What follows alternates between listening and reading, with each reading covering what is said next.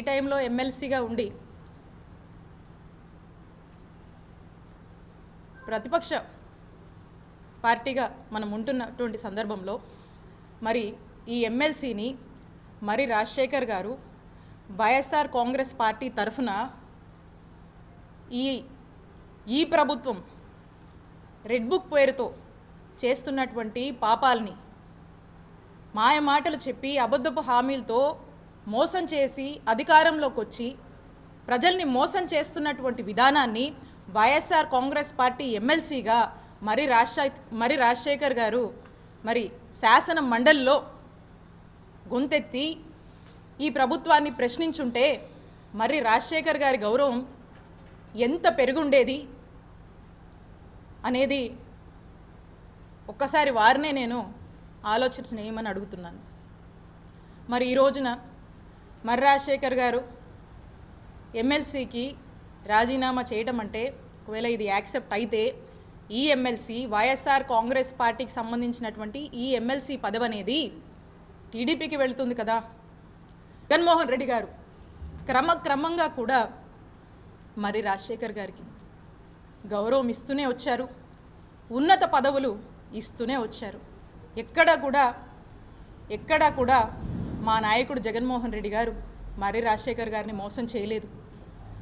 మా వైఎస్ఆర్ కాంగ్రెస్ పార్టీ మరి రాజశేఖర్ గారిని మోసం చేయలేదు.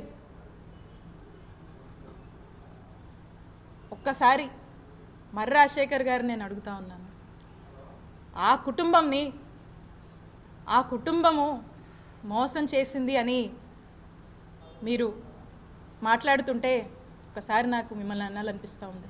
ఒకసారి ఆత్మవిమర్శ చేసుకోండి. ఆ కుటుంబం మీకోసం ఎంత నిలబడింది, మీ ఎలాంటి పరిస్థితుల్లోనే ఎలా నిలబడింది, పార్టీ కష్టాల్లో ఉన్న ఎలాంటి పరిస్థితుల్లో ఉన్నా మీకు మాత్రం ఒక మెట్టు గౌరవం పెంచిందే తప్ప ఎప్పుడు కూడా మీ గౌరవానికి ఎప్పుడు కూడా తగ్గింపు అనేది లేదు. పార్టీ మీకు ఎప్పుడు మంచి చేసింది, మిమ్మల్ని ఉన్నతమైన పదవుల్లోనే ఉంచిందని తెలియజేస్తూ ఉన్నాను. కాబట్టి ఓకే, అన్ఫార్చునేట్లీ మేము ఓడిపోయాము.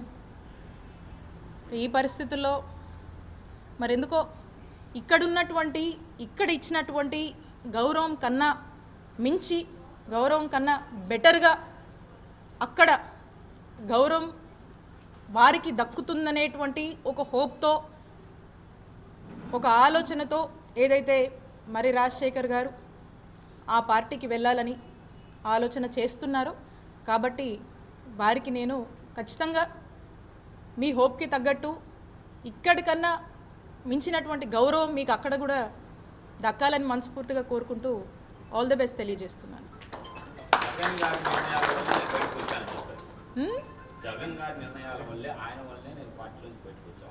అంటే ఏ నిర్ణయం అన్నా అదే నేను చెప్తా ఉన్నా. 2004 నుంచి 2024 వరకు కూడా స్పష్టంగా అన్ని విషయాలు మీ ముందే పెట్టాను. ఎక్కడన్నా వారి గౌరవానికి ఎక్కడ కూడా తక్కువ కాలేదు.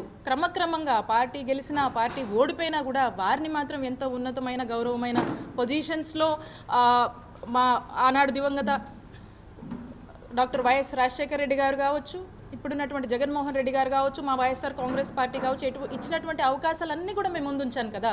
సో కాబట్టి ఎక్కడ కూడా ఆ తప్పు మేము చేయలేదు. ఇక్కడ కూడా అతన్ని పూర్తి స్థాయిలో కూడా అతనికి గౌరవం పెంచుతూనే వచ్చాము అనేది తెలియజేస్తున్నాను.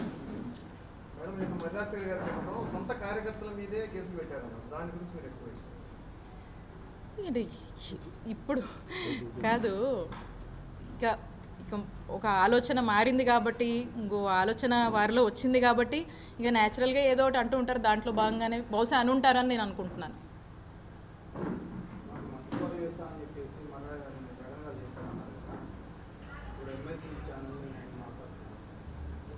అదే ఏం జరిగింది ఏంటి అనేటువంటి స్పష్టత వారికి ఉంది. అదే ఇందాక నేను అన్నా, ఇంటర్నల్గా జరిగినటువంటి విషయాలు నేను ఇక్కడ మాట్లాడలేను. కాబట్టి వారికి ఆ స్పష్టత ఉందని నేను భావిస్తున్నాను.